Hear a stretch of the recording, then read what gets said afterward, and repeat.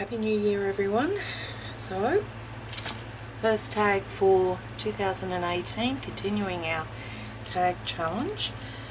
This is number 6 and I've decided now not to embellish the tag so I can see a background without all the embellishments, because I don't want to replicate the actual completed tag. I want to replicate the backgrounds and then finish it off with the journal page, on the journal page. So a nice quick one to start the new year.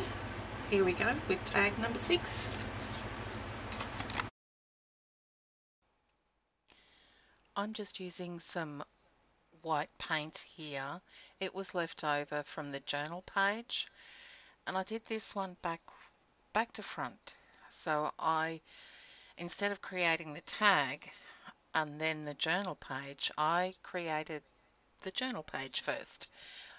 Made the mistakes on the journal page, but fixed it on the tag.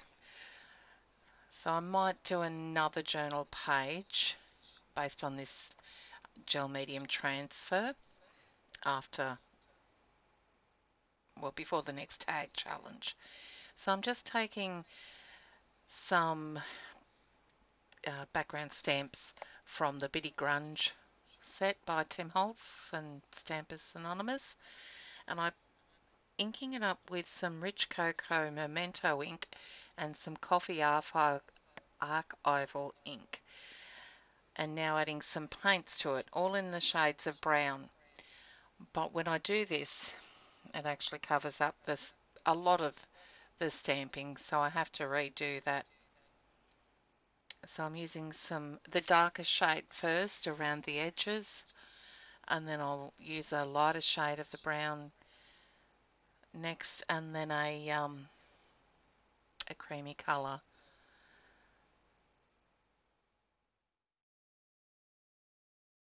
All the products that I use for my videos are all listed on my blog, and I'll have the link in the description below the video here.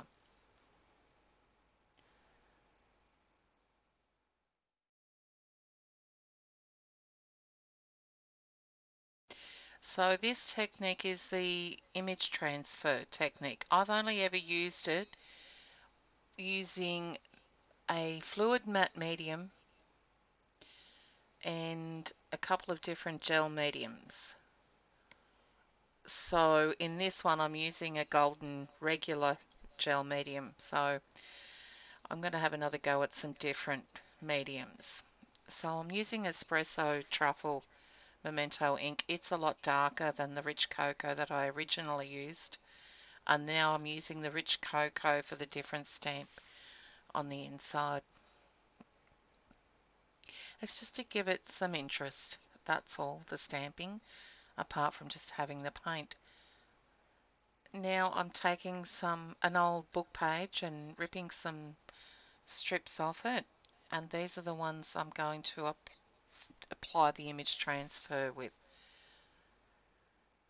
And again, this sheet book page was gifted to me by Cathy. Thank you, Cathy. So here's the gel medium.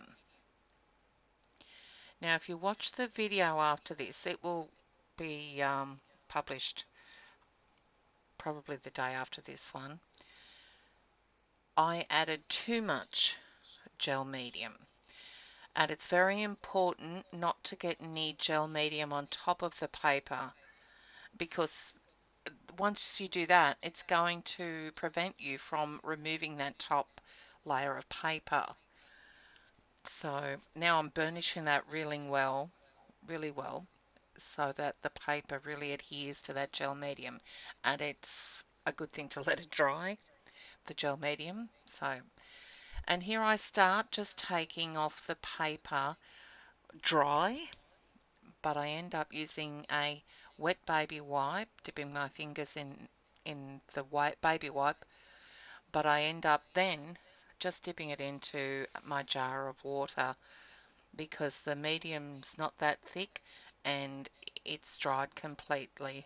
So you can see now that it's coming off really easily.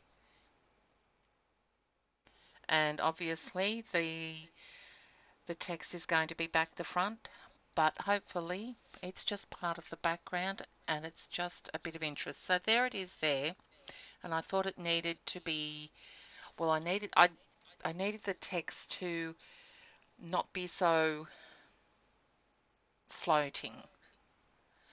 So they're close-up photos of that tag, and I decided to do a bit more to it. So adding the same colours of paint that I used in the background. So I'm just going to stamp some circles here with using a used tape dispenser, well, tape roll. And now I thought I'd just add the other two colours using a plastic card. So just strips over that text so it sort of blends in a bit better.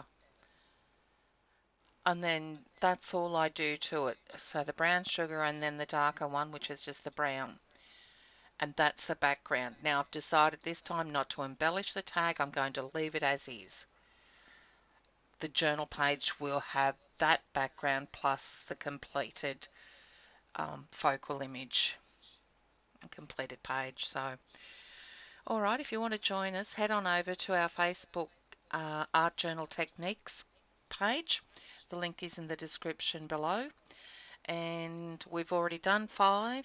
They're all up there in the photos area. So have a go.